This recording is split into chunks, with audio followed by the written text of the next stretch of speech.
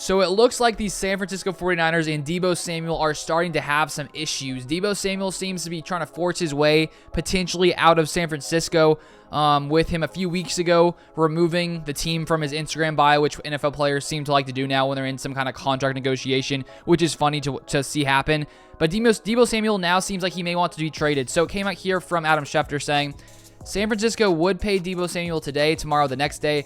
It's not hard to figure out what the contract would be like. We've seen some of the top numbers in the league, Schefter said. This, I think, right now is Deebo Samuel not wanting to get a deal done. The 49ers are ready.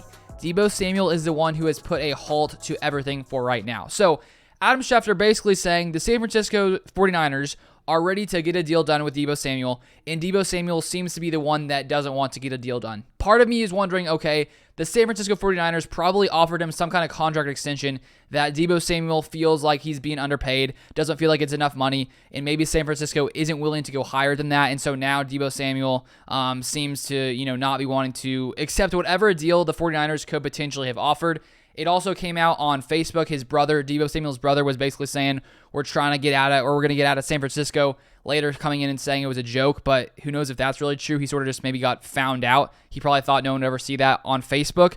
So it looks like whatever is going on with Deebo Samuel and the 49ers, maybe Deebo Samuel could potentially be a trade option for other teams around the league if the 49ers and Samuel aren't able to, sort of fix whatever problem is going down right now between the both of them, because right now, we're starting to see more and more in the NFL. Some players are basically forcing their way out of places. The question is, would San Francisco actually trade Deebo Samuel, or would they hold out and sort of maybe call his bluff and think that maybe he'll come back and play regardless? Or do they say, you know what, he doesn't seem like he wants to come back, and we'll trade him for whatever we can get for him?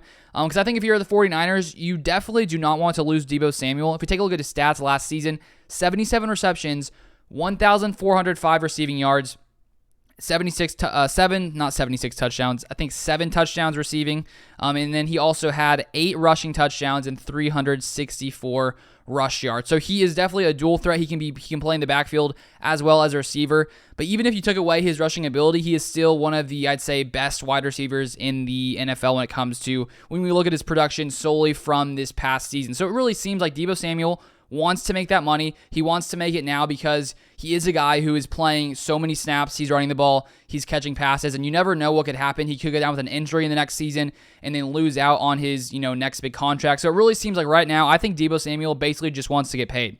So if San Francisco is not willing to pay Deebo Samuel what he thinks he deserves, the question is, should the Packers be a team to come in here and try to trade for Deebo Samuel? And actually, it just came out as I'm filming this video from Adam Schefter. He said the trade request came in more than a week ago, and the 49ers have been aware of Deebo's feelings for a while. This is why there have been no talks. So Deebo Samuel has actually requested a trade from the 49ers. So now the question is, will this happen?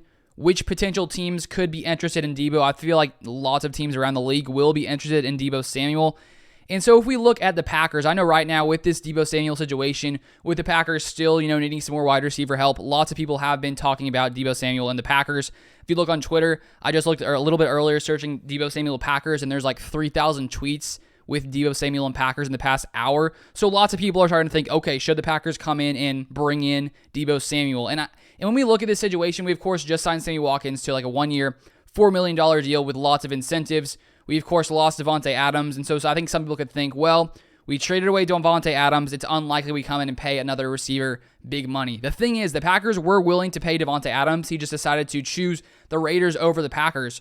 So I wouldn't be shocked if the Packers were willing to, trade for some kind of high-tier wide receiver. The question is, of course, with the salary cap, with the money, could they get it done? I'm not a cap expert, and obviously there are guys in the Packers organization who can do that, like Russ Ball.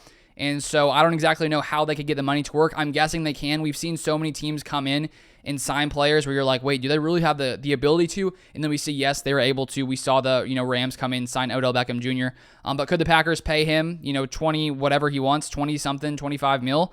I think it's possible. And so the question is it better for the Packers to keep their draft capital they have now, draft some receivers, or is it better to say, okay, you know what, let's trade the 2 picks we got for Davante and bring in a guy in Deebo Samuel who we know is going to produce right off the bat. We don't have to wait for him to develop. We don't have to wait to see, is he going to be good in the NFL? We know right now Deebo Samuel can produce at, the highest level. And so I honestly think that either scenario, the Packers either deciding, not to trade for Deebo. Obviously, too, before I get into this, there are so many teams that probably want Deebo Samuel, and so it's not like it's just the Packers and the 49ers. Every team right now, every fan who's not on the 49ers is probably thinking, okay, could we get Deebo Samuel? So I'm not saying it's going to happen, but just talking about the possibility of if it were to happen, would it be smart for the Packers?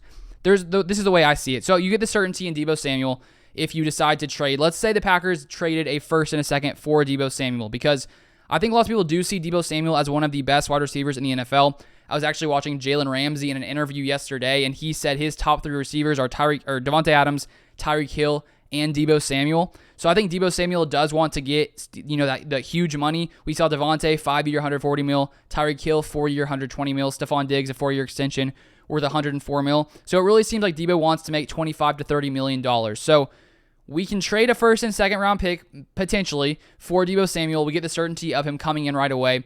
Or we can keep our first and second round pick that we got from trading Davante Adams and, maybe draft 2 receivers in the first 2 rounds. Hope that, both of them obviously develop into great receivers.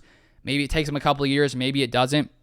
And so I think you either take the certain route with Deebo Samuel or you take the uncertainty, but I'd say solid chance of maybe getting a solid player in the draft, a solid receiver who, you wouldn't be paying much in the next few seasons with them being on their rookie contracts, which I think definitely would help the Packers. But at the same time, with Aaron Rodgers being old, with him being 39 years old, we know the window for the Packers to, I think, win a Super Bowl is, shrinking and shrinking as each year goes by, because obviously one day Aaron Rodgers is not going to be able to play anymore. And we saw Mark Murphy saying in an interview recently that Aaron Rodgers still is sort of year to year.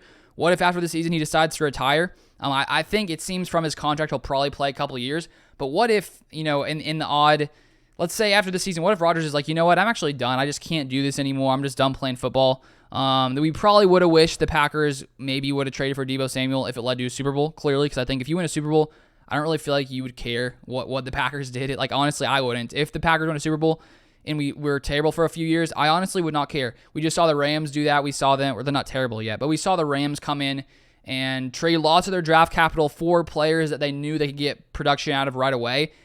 And with that being the case with Deebo, you get the production. I wouldn't be opposed to trade a first and a second. I know that we would be, getting rid, basically just trading what we traded Davante for. But the Packers were willing to pay him.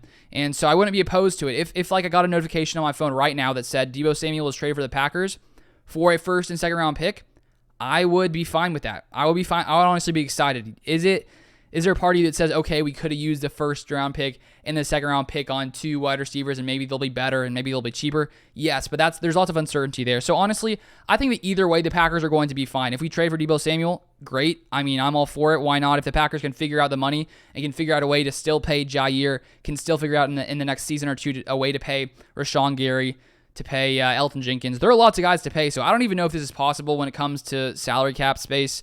It probably is, because you really finagle with the salary cap numbers, as we have seen recently. But if they don't do it, I am not worried either. I think that we can still get a solid guy, Treylon Burks, a Chris Olave, a Christian Watson, and Alec Pierce. There's so many options in the wide receiver market as well. So honestly, I think either option, trading for a top receiver or staying put and drafting 2 young, potentially future great wide receivers, I think either scenario is a good scenario. It just depends on what the Packers want to do. And honestly, if I had to guess, I would say the Packers are probably going to stay put with these 2 picks.